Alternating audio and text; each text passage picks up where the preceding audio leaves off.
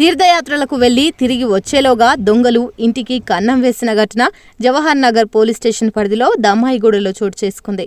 అంజనాద్రి నగర్ కాలనీలో నివాసం ఉంటున్న దాసరి మహిపాల్ రెడ్డి ఇంట్లో మొన్న రాత్రి దొంగలు చొరబడి 4 తులాల బంగారంతో పాటు 6,000 రూపాయల నగదును అపహరించారు.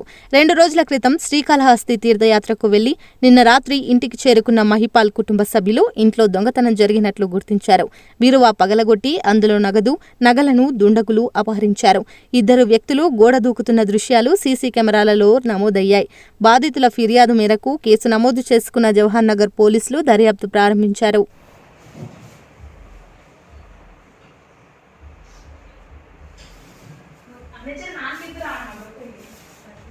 నాకు